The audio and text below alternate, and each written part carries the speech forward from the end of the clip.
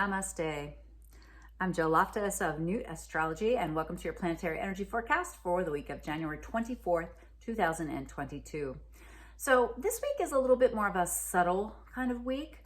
There's a lot happening, but we're just going to kind of go through a few of the major points, but it's going to be just kind of like a shifting of gears, okay? And we're going to start off Monday with this planet of Mars moving into the sign of Capricorn.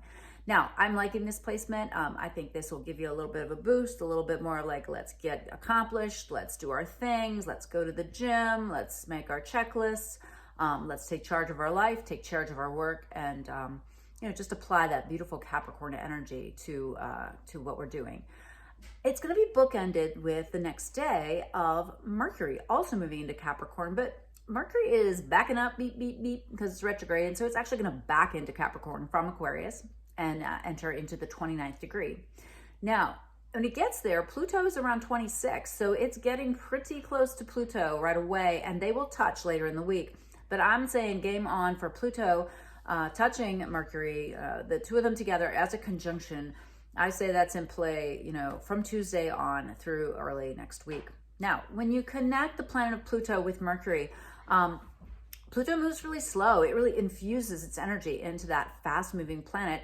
And Mercury is the mind. Mercury is communication. And again, it's retrograde. So again, there might be some little snafus. There might be some issues. But watch that you really try to take that energy and use it to focus. Use that energy to be discerning, to really kind of like, wow, dig in there deep. I really feel like there might be some secrets revealed, things that come up kind of from the underworld like Pluto does, right?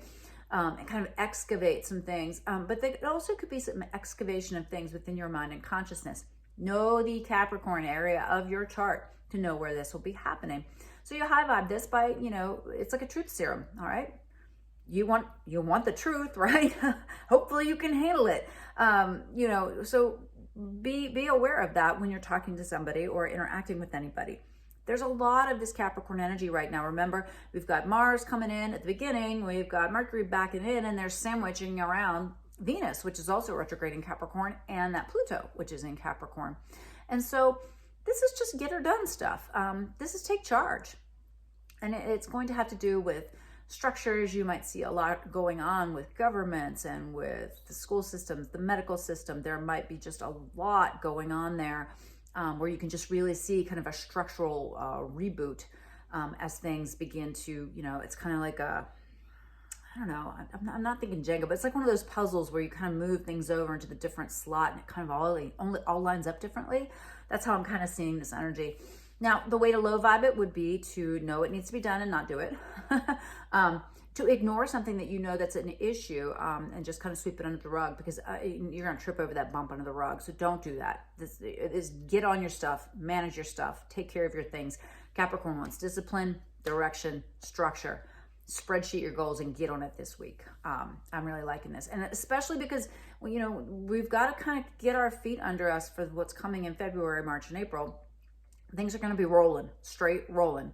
So let all this Capricorn energy help you be an adult this week and get things done.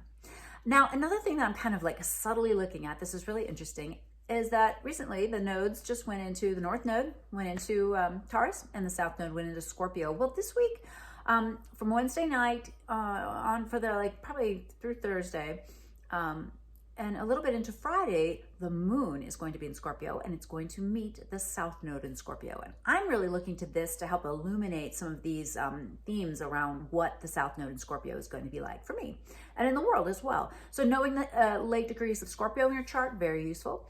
Just noticing and watch what the moon illuminates about what needs to be discovered, understood. Scorpio energy is deep, it's intense, it wants the truth.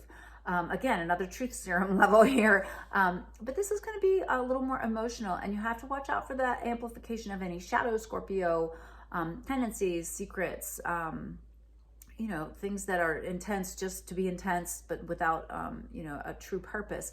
Use that beautiful Scorpio energy to really just cut through the crap, right? And see the essence of things. So I'm really liking that.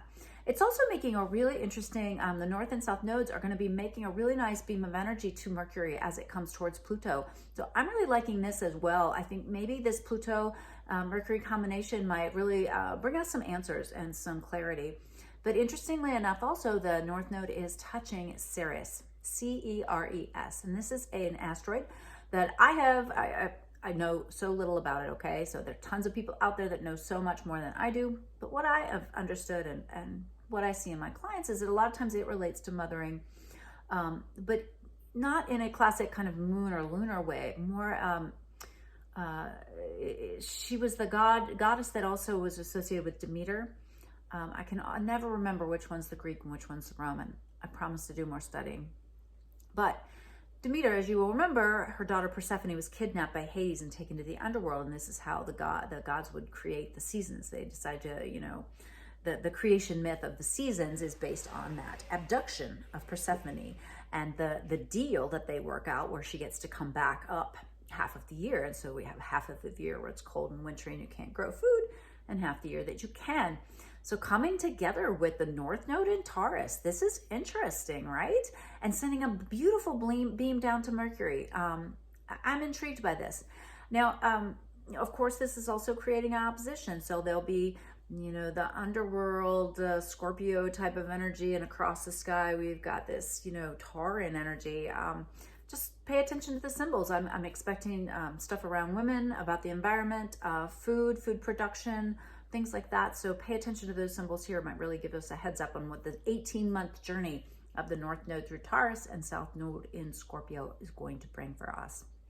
And then we wrap up this week with Venus going direct. Very exciting. She's in a loose trine. She's been in a loose beam of blessing with Uranus. And Uranus is at 10 degrees. She's at 11. They're like chatting it up.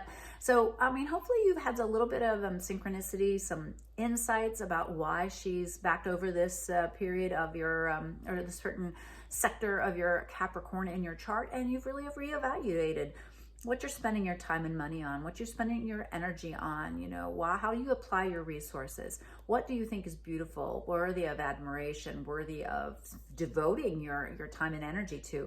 Every time you spend $1 on anything, you are voting for it. You are endorsing it. And so hopefully this has really made you examine your assets and what you're, how you're utilizing them. Money, like anything else, it's a tool, all right? And we can use it wisely or we can use it poorly. So, take some time to really re-examine some of those Venusian lessons. You might get a big smack at the station when station's direct. It's like, whoa, we've been in this since November. We're going to be in it for another month at least. But when the planet stations, it's a great time to kind of reassess, well, what's the big broad lesson here? And then you can fill in the details as you do a little bit more introspection. All right.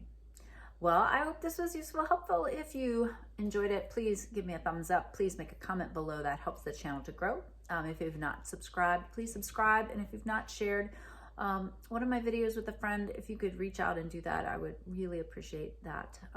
Appreciate your time. Please do hop on the website, sign up for my newsletter. I'll be sending out a newsletter. We have got a new moon in Aquarius coming on February 1st, and I'm all excited to tell you about it in the newsletter.